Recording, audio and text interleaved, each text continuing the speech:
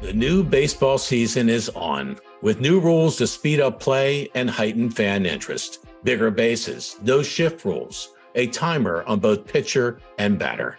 Today we hear from Randy Levine, the labor law veteran, Emmy award-winning producer, and president of the best-known franchise in sports, the New York Yankees, about how these changes may help ensure the future of America's favorite pastime, baseball. From Ballard Studios, it's 13th and Park. The future doesn't belong to the faint-hearted. There is not a liberal America and a conservative America. There is the United States of America. We will make America strong again. We will get through this together. I can hear you. The rest of the world hears you. And the people who knock these buildings down will hear all of us soon. Randy, welcome to the show. You know, I promised, by the way, right up front, I'm not going to ask you for your prediction of who's going to win the next World Series, but I'm pretty confident, as is Justin, that you want to turn the clock back a little bit to the first year that Yankee Stadium, the new Yankee Stadium, opened in the last great triumph. Well, let's hope this year is as great and as exciting as that first year was. We feel pretty good about it. Baseball this time of year, it's about hope. Everybody thinks that they have a really good chance. We have a great team that was put together, some great players. A lot of it is about just limiting injuries. And so that's the wild card factor, limiting injuries in this game. It's a long season, trying to keep your players on the field and healthy. Sometimes that makes the difference between winning a championship and not. Okay, Justin, I wanted to say this. Justin, batter up. All right, here's my swing. Randy, obviously there's a lot of talk right now about some of the new rules that the Major League Baseball is going to be implementing in the new season, the time clocks, the bigger bases, the rules against infield shifts. We're going to play a clip and then we'll come back and ask you a question about it. This game is for you, the fan. You want the action to flow, the bat on the ball and carrying on the base paths. This is the game we all want to see. Get the ball, pitch the ball. Keep the defense on their toes. Field like Ozzie, run like Ricky. So get that shift out of here. Free up the players to put on a show. It's the best game in the world. Now it's even better. What do you believe the league hopes to accomplish with these new rules? And was it difficult to get owner consensus on making these changes? First time I've seen that ad. I think it's great. Really, really well done. It was not hard at all. We have a competition committee. The commissioner has done a very, very good job in driving this process. I mean, our games were just too long and there was too many pauses, too much delay. Pitchers walking around the mound, hitters stepping out of the box. These games were going to be 4 hours. And, you know, a lot of people have a lot of things to do. Baseball's entertainment. They just didn't have 4 hours. So we tried a lot of things in order to shorten up the game and also make it much more action-driven, as the commercial just showed. And by taking away the shift, that's going to help a lot of players get hits, put the ball in play. That might have been, outs or pop outs to short, left, or right field. Making the bases bigger will hopefully help put the stolen base back into play. That, along with limitations on how many times a pitcher can throw over. So it's an attempt to make the game more entertaining, speed it up, so these games, can get done in 2.5 to 3 hours, which is what most people, I think, find to be a really great time to get it done. Put more action into the game where less strikeouts, less no contact, more contact happening, more base paths, more runners, running. So it was all a combination. It took a lot of effort to get the rules precise to make sure that they worked, not only with ownership, but also with the union, the players themselves and the Players Association. And at least from spring training, all the initial data and information that we've heard is our fans love it. It's a great success. So I've got to talk about one in particular. 15 square inches to 18 square inches on the bases, right? And I thought, of course, immediately of a former Yankee, Ricky Henderson. who, of course, has the current MLB record of over 1,400 steals. I think he led the American League for 9 different seasons. And my friend Jim Palmer once remarked that if you walk Ricky, it's a triple, right? Because he's going to third base with his speed. How do you think, obviously, it's going to lead to more temptation to steal? That's going to be exciting because I think I saw somewhere that fans want more stolen bases as a part of the regular experience of baseball. I agree. I think it's going to lead to actual much more steals, much more attempted steals. Pitchers are going to have to find a new way to hold runners on since they can't throw over 10 times in a row. Mm-hmm. But yes, our fans want more action on the base paths. That's the reason for this rule. So what's the percentage of guys who would be safe with the new bases rather than the old? I don't think it's going to be that much, but we'll know at the end of this year. With a national pastime that has all this history, to make all these changes, that's something for baseball, isn't it? And it's also exciting. We don't quite know what it's going to fully yield, but we do know it's going to be a different kind of experience. We have a lot of traditionalists who resist change in any form. There was resistance to change when we went to the designated hitter, and we went to the designated hitter in both leagues. Mm-hmm. There was resistance, there still is, to the ghost rule in extra innings, which our fans seem to really like. Again, shorten the game, but we're in the entertainment business. You have to adapt to the times.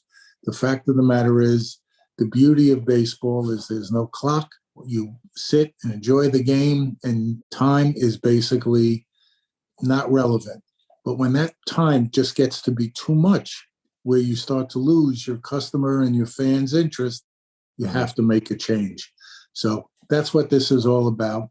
Responding to our customer base, responding to our fans, responding to especially a younger generation that really is used to the social media, instant feedback, on devices, data, where, people my age might be a little slower. So it's all about changing with the times and doing it in a way that's responsible. I don't think these things will really, really alter the game in a material way. I think they'll make them better. There were no shifts for many years in baseball. Now there are. So as baseball became more precise and more specialties, the game got longer, the pitching got better, and there was less action, too many strikeouts. So within the realm of the realistic, we're trying to make it better. And we'll see. I think so far it's working. So, Randy, we just finished a few days ago the finals of the World Baseball Classic down in Miami. And question to you is, what do you think the impact of that, the most recent World Baseball Classic, will have on the appeal of global interest in the sport of baseball throughout the globe or even domestically? I'm on the International Committee of Baseball, so I'm very proud of this. The WBC this year was a rip-roaring home run, a giant success. I think 60, 70 million people watching games in Japan. If you saw the games in Phoenix and Miami, packed stadiums, people were having a great time. I mean, there was a lot of enthusiasm, and the games were great games. Every one of them were great. So I think it really helped great television ratings. Fox gets real credit for jumping in here. I think that it helps expand the game. Obviously baseball is very popular in North America and Central America, getting much more popular in South America. Venezuela has always been key baseball country. Panama getting more important. Now Colombia, you saw how great they did. So it's starting to grow. But now you look at Europe, it's really starting to take hold. We've done a lot of events in Europe. The Yankees played the Red Sox in London. They were sold out. This year, the Cardinals and Cubs will play there. We played games in Japan and China, Australia. So the game has global reach, but we have a lot of work to do to continue to expand it. But the WBC was a phenomenal, phenomenal success. This was the best one we have had.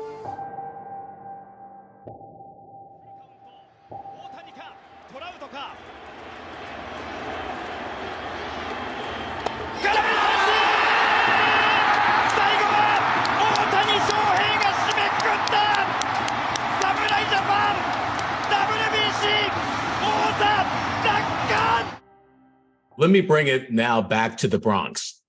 How are the Yankees going to do this year? I mean, you re-signed Aaron Judge, which was I think, a huge achievement. You got one of the best pitchers in baseball. You signed Carlos Rodon as well. And you've got others. One of the youngest players, I think, coming from the minors is now on, I just read, is on the roster. As a labor lawyer, someone that's been through this a lot, we're in the era of mega deals with big stars and big money. How has that and free agency changed not just baseball, perhaps, but even just professional sports? It's been in this age for a long time. Just the dollars get bigger and the contracts get longer. As I said, we have great players. We have a great manager, a great organization, great owner, and we have all the pieces that can win a championship. We've been to the playoffs, deep in the playoffs many times, but in the last 10 years, we haven't won the championship. And as I said, all we can do is put the pieces together that gives you an opportunity to compete for a championship. Our goal every year is to win the championship. That's the Yankee way. So, Aaron Judge is one of the best players, if not the best player in the game. He was a must sign for us, and Al Steinbrenner stepped up and got it done. Carlos Rodon's a great pitcher. I think he's going to be great for us. But as I said, it's a long season.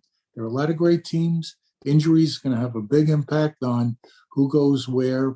So we feel really good about it, but you got to play the games on the field and go from there. And sometimes it's not just the big money guys who get it done.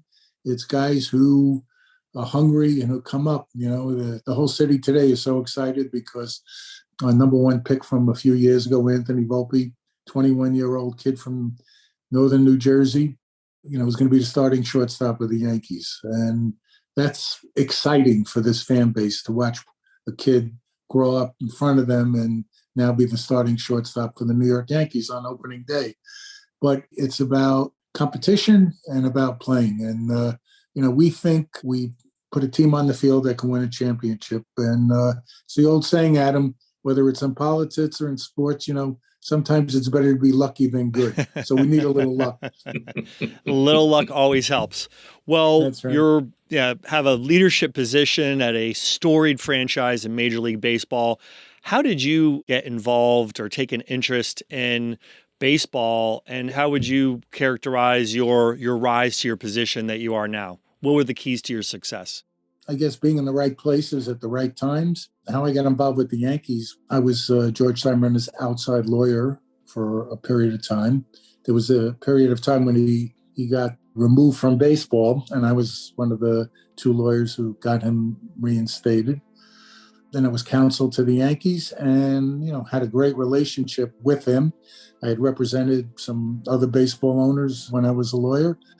And when the time came, George, being the great visionary as he was, came to me and said, I had been deputy mayor for Rudy Giuliani at the time and was going to leave. And he said to me, I have this great baseball team, but I want to build a great sports and entertainment company. And I think you can really help me to do that. Can't do it on my own. That was his great strength. He knew his strengths and weaknesses. So I became president way back in the year 2000. And, we've managed to build this organization into, if you listen to Forbes or Sportico, people who do this, to a $7 billion company, the premier regional sports network, yes, in the world, Legends Hospitality, which is, one of the great merchandising sales companies. We're partners with New York City Football Club in MLS soccer. We have a small interest in AC Milan, the soccer team. And we have a lot of assets in the sports and entertainment business. That just takes a lot of effort, a lot of work in order to take your brand. As George had said, we have a great baseball team, great brand, but the Yankee brand is always known throughout the world as one of the great brands. You need to utilize it, monetize it, and get it out there. And that's what we've been fortunate with, a lot of great people around me. It's not just me to get it done. Well, I don't know if I'm more impressed by the fact that you are or have been an Emmy Award-winning executive producer for the Yes Network, or probably my favorite is the board position you now have on AC Milan, who, for those who don't know and should know, a major storied Italian professional soccer team in Serie A. So I have to ask you the question, Are you like Ted Lassoing this thing? I mean, is this your Lasso moment? I think Ted Lasso probably knew more than I did when I started. I actually started, when we joined the City Football Group, which owns the great Manchester City Premier League team, to buy New York City Football Club together. And they have, some of the greatest footballers, they call it. We call it, soccer here, experts in the world. Mm-hmm. And I said to them, this is going to be very tough on you, because knowing my personality, I'm going to be one of these guys who, as I start to learn, going to be calling you and asking you a lot of stupid, dumb questions. So I had about 5 years of that before I got into AC Milan. So now I'm okay. I still got a lot to learn. It's, soccer is a fascinating sport, great athletes, very, very different than baseball or American sports. But I'm learning. I give my advice mostly on the commercial side, because whether you're selling here or there, it's always the same. Isn't it, though, that like the Yankees are doing and many other sports owners are getting into more than one sport? You have co-ownership of soccer teams and football teams and basketball teams. What are the advantages, Randy, of that? Is there a knowledge or experience base that really helps propel success across different sports once you kind of have a model that's working in one? If you're successful in this business, and what I call the sports and entertainment business, and you know how to reach fans, you know how to reach customers, you know what works for them, what doesn't, you're up on the data and the type of ways, digital ways and old commercial ways you can get the customers, make the games easier, more interest. Today's mobile sports gambling, for example, is huge, and how you integrate it, giving people, choices when they come to the ballpark, what to eat, what to drink, tickets, and so forth. So at the end of the day, it's all about, if you can do it here in one place, there's a good chance some of those ideas would work in another place. Favorite moment? I mean, you're 20 plus years with the New York Yankees, and everyone is thinking, who's listening to this, my gosh, all the experiences, all the moments that Randy has been a part of. Is there anyone that stands out that made you say, wow, this is one cool way to go through life? There's not a lot, actually winning in the new Yankee Stadium, winning the World Series in 2009, outstanding moment. Being there to watch Derek Jeter get his 3,000 hit, that was, a great moment.